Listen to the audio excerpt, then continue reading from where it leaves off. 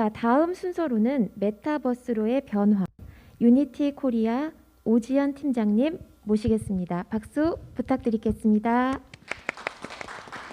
네, 감사합니다. 유니티 오지연입니다. 저는 유니티에서 오긴 했지만 유니티의 기능이 어떻고 유니티의 기술이 어떻고 그런 걸 설명하기보다는 유니티로 만들어진 메타버스의 여러 사례들을 보여드리면서 메타버스로 변화가 어떻게 일어나고 있는지 그 사례를 소개시켜드리는 시간이라고 보시면 될 것 같아요. 그래서 유니티라고 한다면 게임 엔진으로 출발을 하긴 했지만 요즘에는 메타버스 서비스를 메타버스를 개발할 수 있는 그런 툴로 더 많이 알려진 것 같아요. 그래서 국내에서 메타버스다 하면 제페토가 가장 대표적인 사례일 것 같아요. 앞서도 언급하셨지만 제페토에서 많은 행사들이 이루어지고 있고요. 저희 역시도 유니티에서 매년 유나이트라는 컨퍼런스 행사를 개최를 합니다. 근데 작년에 2020년도에 원래 오프라인으로 준비하다가 이 사태가 갑자기 터지면서 온라인으로 급하게 전향을 하게 됐습니다. 그래서 일반적인 컨퍼런스 세션 같은 거는 여러분 보신 유튜브라든가 아니면 줌 같은 화상 영상 시스템으로 충분히 진행이 가능한데 문제는 전시 공간이었거든요. 그래서 이런 전시 공간을 저희가 제페토 안에서 진행을 하였습니다. 그래서 여러 부스들을 설치하고 이 캐릭터가 돌아다니면서 부스를 방문하고 뭐 그렇게 할 수가 있는데 오프라인 행사에서도 보면은 가장 일반적인 게이미피케이션 형태가 좀 돌아다니면서 스탬프를 찍는 거잖아요. 역시 이 안에서도 마찬가지로 이 캐릭터가 돌아다니면서 스탬프를 찍을 수가 있습니다. 근데 보면은 이 캐릭터가 유니티 모자 쓰고 있고 유니티 옷을 입고 있고 유니티 가방을 메고 있고 그러고 있잖아요. 그래서 이 공간 안에서 스탬프를 돌아다니면서 스탬프를 찍으면 이 아바타 옷을 획득할 수가 있는데요. 이 아바타 옷을 획득하고 나면은 저희가 실제로 이 옷을 배송을 해드렸습니다. 그래서 아바타에서 이 옷을 입으면은 이 옷이 나에게도 실제로 배송되기 때문에 이 가상과 현실을 이어주는 대표적인 사례가 아닐까라고 생각하고 있고 굉장히 이제 대학생분들, 고등학생분들에게 굉장히 인기가 많았습니다.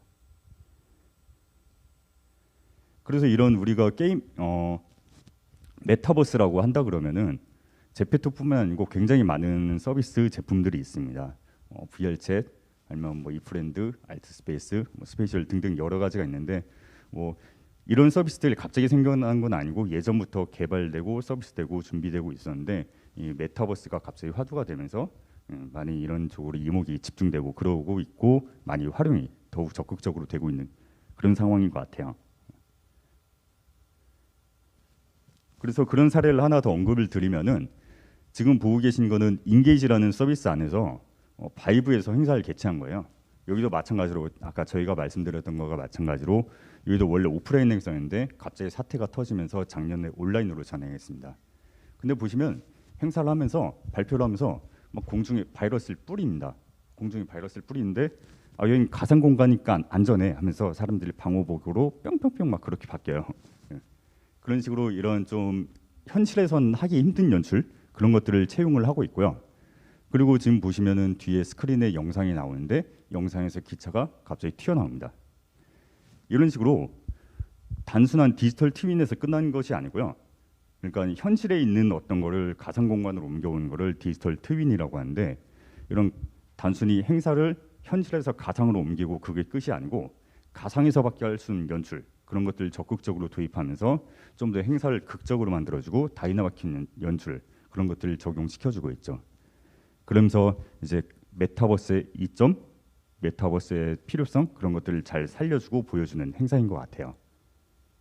근데 이런 움직임들이 단순히 이런 걸로만 끝나는 게 아니고 굉장히 많이 있습니다. 그중 대표적인 게 얼마 전에 마이크로소프트에서도 개발자 컨퍼런스를 이 알트스페이스라는 공간 안에서 했어요. 근데 이 공간 안에서 한 거 보면은 지금 보신 것처럼 막 배경이 수족관으로 바꿨다가 아니면 배경이 막 공연장으로 바뀌었다가 그런 식으로 좀 이 가상 공간의 이점을 최대한 많이 살려서 행사를 진행하고 있고 뭐 만약에 이런 코로나 팬데믹 이런 것들 끝나더라도 이런 움직임들은 계속되지 않을까라고 생각을 하고 있습니다. 그리고 앞서서도 유한타에서도 언급하셨지만 이런 대표적으로 마이스 산업이 이런 메타버스 관련해서 이런 대중들에게 잘 인식이 되는 것 같아요. 전시, 뭐 회의, 컨벤션 이런 분야일 텐데 지금 보시는 거는 스페이셜라는 서비스인데 가상 공간의 회의 시스템이라고 보시면 될 것 같아요. 여러분 이미 줌은 많이 사용을 하고 계시잖아요. 근데 이런 화상 회의만으로는 다 전달되지 않는 손실되는 것들이 많이 있습니다. 근데 이런 것들 가상 공간에서 하게 되면은 서로 아바타 형태로 만나게 되면 이런 음성뿐만 아니고 제스처, 바디랭귀지 이런 것들도 다 전달할 수가 있고요. 그리고 가상 공간에 어떤 오브젝트를 띄우고 뭔가 단순한 글자나 파워포인트 그런 것만 띄는 것이 아니고 3D 오브젝트도 띄워서 뭔가 디자인 검수도 하고 같이 이걸 만져보면서 교류도 할 수 있고 굉장히 다양한 형태로 진행을 할 수가 있기 때문에 기존의 화상회의 시스템을 어느 정도 대체할 수 있는 그런 대안으로 많이 각광을 받고 그런 것 같아요. 실제로도 저희가 이 공간을 많이 활용을 하고 있고요. 대표적으로 뭐 부천 국제 판타스틱 영화제라든가 아니면 부산 교육청이라든가 그런 어느 정도 물리적으로 떨어져 있는 기관, 물리적으로 떨어진 단체들과 협약식을 할 때 이런 공간을 많이 활용을 해요. 그러니까 보통 MOU나 이런 행사 같은 경우는 길어봐야 1시간이고 그러거든요. 근데 이 1시간을 위해서 서로 물리적인 거리를 왔다 갔다 하게 되면 시간적인, 공간적인, 비용적인 그런 낭비들이 많거든요. 근데 이런 것들을 이 가상 공간에서 진행을 하게 되니까 많은 것들이 절약되고 실제 이 공간에서 회의를 진행하고 나고 이 행사를 진행하고 나서도 굉장히 이런 가상 공간에 대한 이점들을 많이 느끼시는 것 같아요. 그리고 마이크로소프트, 오큘러스, 메타죠 이제 사명이 바뀌었는데 이런 메타에서도 마찬가지로 이런 가상 공간의 업무 시스템, 회의 시스템에 대해서 지속적으로 투자를 해오고 있었습니다. 그래서 이런 부분들이 코로나가 터졌다고 갑자기 각광받고 그렇게 된 건 아니고요. 예전부터 이런 시도들이 있었고 다만 이 팬데믹이 터지게 되면서 이런 부분에 대한 노출이 더 많아진 것뿐이지 이런 것들이 갑자기 튀어나왔거나 그런 건 아니고 여러 우리가 잘 알고 있는 빅테크, 대기업 이런 데서도 소프트웨어적으로든 하드웨어적으로든 예전부터 이런 공간에 투자를 해오고 있었고 팬데믹이 끝나더라도 이런 부분에 대한 움직임이 계속될 거다라고 보시면 될 것 같아요. 그래서 뭐 메타버스라고 한다면은 아마 대부분 뭐 단어 뜻이라든가 어원이라든가 그런 것들 많이 들어보셨을 거예요. 근데 다만 이 메타버스라는 단어가 30년도 더 된 단어긴 한데 본격적으로 대중들에게 알려지고 그런 거는 한 몇 년 안 되다 보니까 메타버스가 어디서부터 어디까지가 메타버스냐 이런 단어에 대한 정의 이런 것들은 조금 아직까지는 사회적 협의 그런 것들이 필요한 단계인 것 같습니다.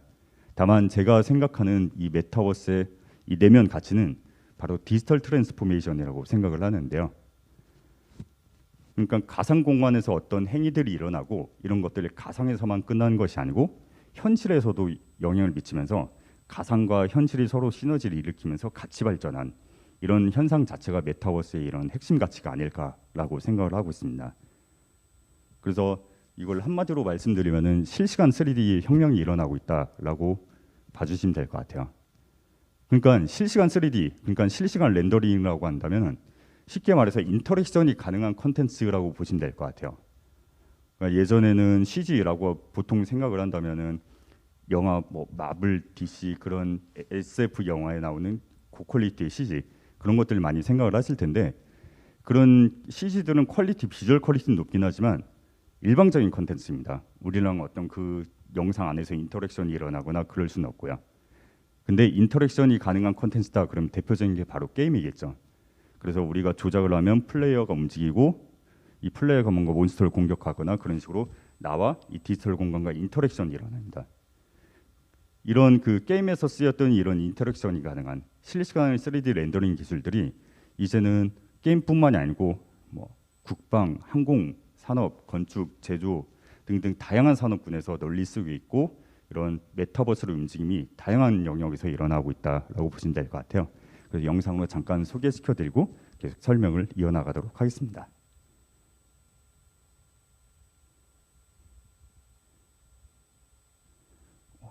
사운드가 지금 나가고 있는 걸까요?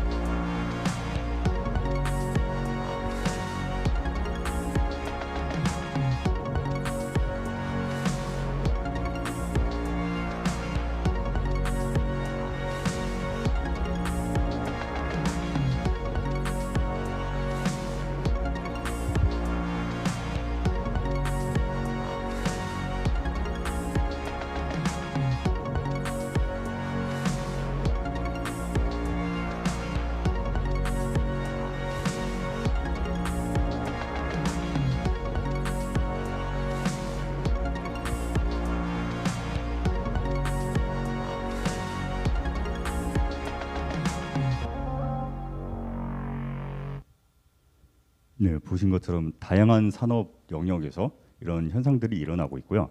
하나하나 좀 사례를 설명시켜 드려보면요. 대표적인 게 자동차 디자인 쪽이라고 볼 수가 있을 텐데요. 그러니까 자동차에 관심 있는 분들은 아실 거예요. 자동차 디자인이 한 금방 끝나는 게 아니고 굉장히 오랜 시간이 걸립니다. 몇 년에 걸쳐서 일어나기도 하고요. 근데 그것도 그럴 것이 보통 자동차를 디자인할 때 CAD 같은 이런 디지털 툴로 디자인을 하고 만들고 그리고 미니어처로 뽑습니다. 그리고 미니어처로 뽑고 나서 그 다음에 이제 클레이를 이용해서 1:1 목업을 만들어요. 근데 1:1 목업을 만들고 나서 이런 실제 금속이 아니니까 이런 자동차 표면 느낌을 내기 위해서 특수한 페인팅을 과정을 거칩니다.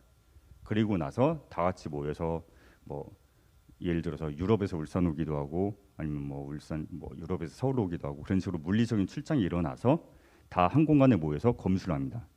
근데 당연히 한 번에 끝나는 것이 아니고 이런 걸 계속 반복을 해야 되는 거죠.